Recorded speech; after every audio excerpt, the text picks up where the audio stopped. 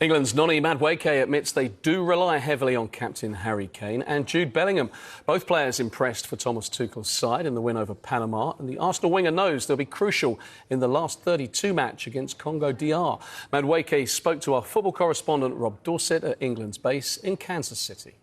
It feels like Noni Madueke is really growing in confidence and stature in this England squad and as a player generally. Remember, he is now a Premier League winner.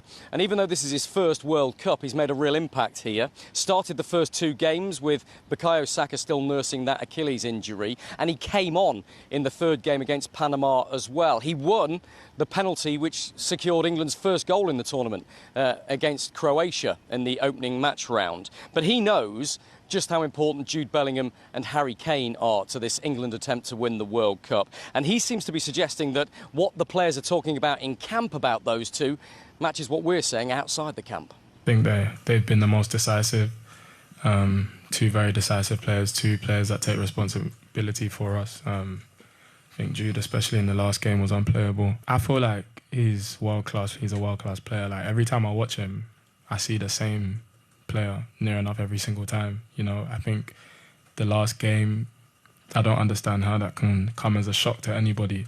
That's what he's been doing for the last how many years. So when I watch him perform like that, I just feel like it's normal. Obviously, you know what you're going to get from Harry in terms of the goal scoring. So yeah, I'm really delighted that they're playing their best football, and we hope it continues for the knockout stages because we need them. The England players have been practising penalties ever since they first came out here to the US after every training session. Thomas Tuchel's idea is to make it normal so that they get some sort of like muscle memory to make it easier if they have to do the real thing. And Noni Madueke was asked whether he would take a penalty, and it was a pretty emphatic response. Yeah, for sure. I'm always open to take a penalty. At the end of the day, it comes down to the coach's decision and what he wants and what he thinks is best for the team. But from my side, I'm always ready. We've had a few insights into what the England players are doing in their downtime at the team hotel. They're playing Wolf, they're playing chess, but basketball seems to be a team favourite. And who's the best? I'm the best. And are you guys in teams, or is it every man for himself? Yeah, no, every man for themselves. We do like shooting competitions, and I win all the time, so I'm the best.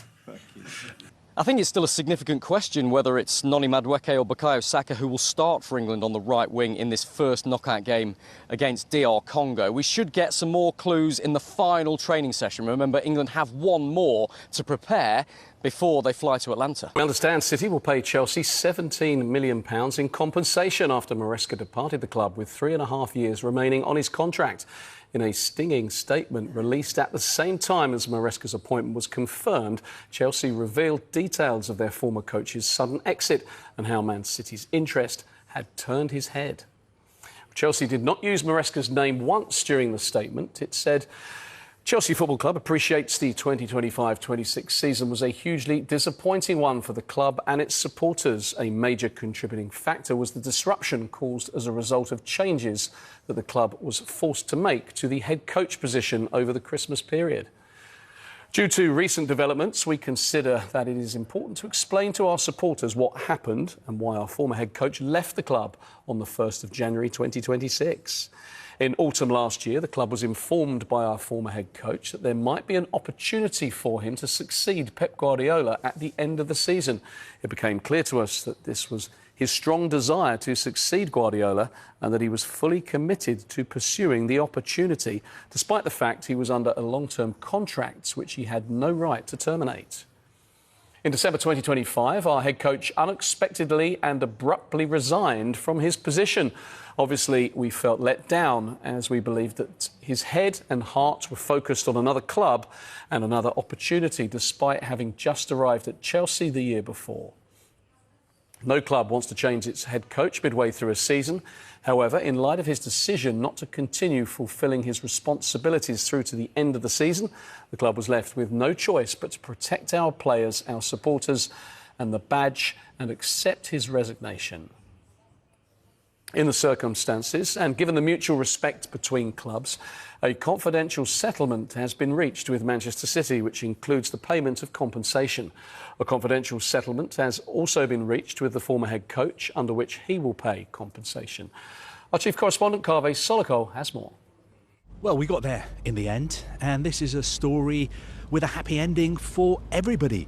I think Manchester City are happy because they've ended up getting their number one target, Enzo Maresca.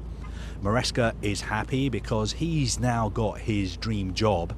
And Chelsea are happy as well because they've got £17 million compensation from City.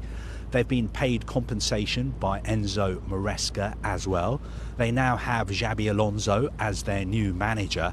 And they've also had a public apology from Enzo Maresca. In that apology, he talks about the fact that he's sorry for disrupting Chelsea's season by walking out on the club a few months ago.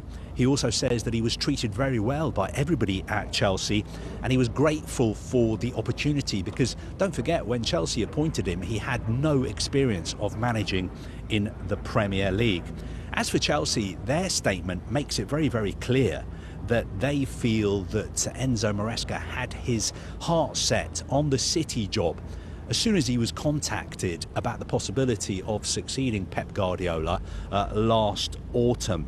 I think it's also telling, perhaps, that Chelsea's statement ends by referring to their new manager, Xabi Alonso, as a professional of the highest integrity. What will be really interesting is what kind of reception Enzo Maresca will get when he returns to Stamford Bridge with City. Well, Gary Neville thinks the Manchester City job will be the ultimate challenge for Maresca and that nothing less than a Premier League title will be acceptable when succeeding Pep Guardiola. Obviously, when he goes to Chelsea, they do have expectations to win, but probably right now not at the same level as Manchester City. So, I mean, nothing less than winning is going to be accepted at City with what's gone on over the last sort of 10 years, and obviously with the players that they have, the squad that they have, the fact that they've won trophies last season. So he's going to be in a slightly different position, well, a very different position than he has been. Look, he knows the club. He's probably thinking this is the perfect moment in terms of his career. He's obviously had a good upbringing in terms of his coaching sort of journey. But this is the ultimate task. He's got to go in and become a champion. You think of what Mikel Arteta's done over 5 or 6 years at Arsenal. He's had to prove to himself and to everybody in the country that he can become a champion manager. Enzo Maresca's going to have to go and do that now at City straight away because, like you say, the finishing second and third and getting Champions League football is not something that's going to be accepted. He's going to have to win pretty quickly in his first couple of years, I would think, at that Premier League title. From Maresca's appointment now, we can join our reporter Ben Ransom, who's at the Etihad. Ben, very good evening. Right, does this feel like a smooth transition?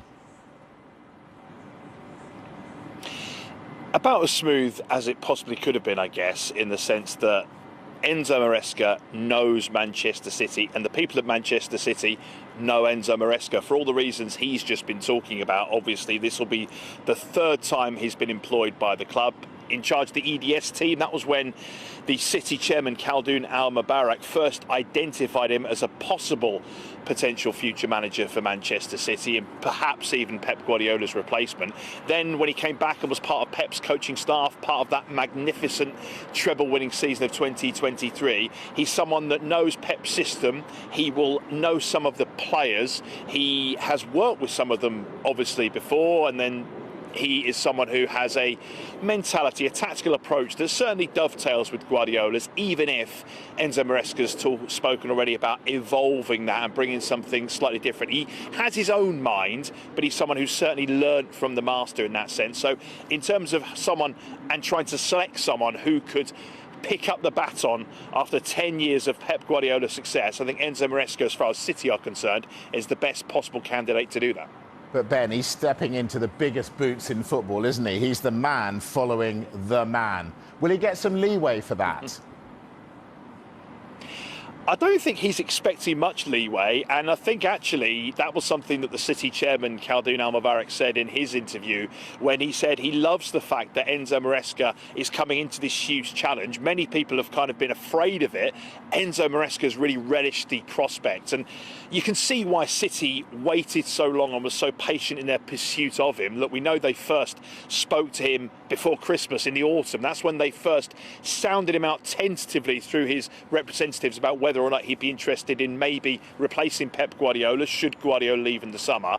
And ever since that moment, Chelsea's statement today recognises that fact. His heart and his head was with Manchester City. He only wanted that move to step up in terms of the Premier League table and to step back in terms of coming back to Manchester City, somewhere where he's been part of the fabric and of the family. So I think the supporters will give him a little bit of leeway in that sense. I think Khaldoon Al-Mubarak and the people at the top of the club believe in him. But this is a club used to winning, and in that sense, that's the real challenge, because it's a truncated summer, truncated pre-season because of the World Cup. Logistically, that'll be very, very challenging for him. But City have to hit the ground running, and Enzo Maresca has to hit the ground running. Or, as you know, at the Etihad here, if he doesn't start winning, people will start to murmur about the appointment. All right, tough one for you now, Ben. So what will he change? I think, first and foremost, he'll change the style slightly. I think he's been quite clear that he knows his own mind, he's got his own tactical brain, and he's shown that in previous jobs, hasn't he, that he believes in himself, he believes in his approach, and he wants to show that to the world. I mean, look, he's had success. He won the championship with Leicester City. At Chelsea, he got that job off the back of that success. He won the FIFA Club World Cup, which was ultimately his biggest achievement there. Now he will expect to be a Premier League challenger. He will want to show that he can win the Premier League. He'll want to show he can pick up from where Pep Guardiola left off. I think what will be really interesting is in terms of what he does with the playing staff, because they have to obviously rebuild. Bernardo Silva and John Stones have been two of Pep's trusted lieutenants. They've already left. There's speculation, not helped really by what Rodri said away at the World Cup, that he may go. He's coming into the final year of his contract. He can't be at City forever, and he suggested he'll make a decision on his City future when Spain's involvement at the World Cup ends. So that's a potentially huge hole in the middle of midfield. City are trying to recruit a wide player, potentially a wide attacking player, fullback.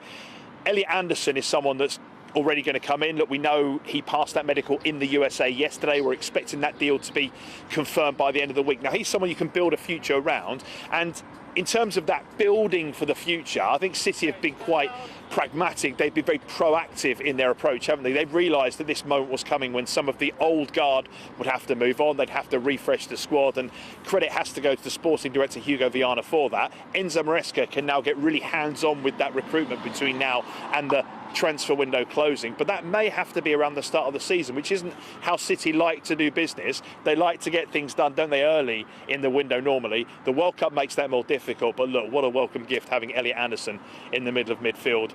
British transfer record signing on day one at work isn't bad, is it? It's not bad at all. Ben, you're in a very special place. You are at the beginning of an era. Thank you very much for the moment.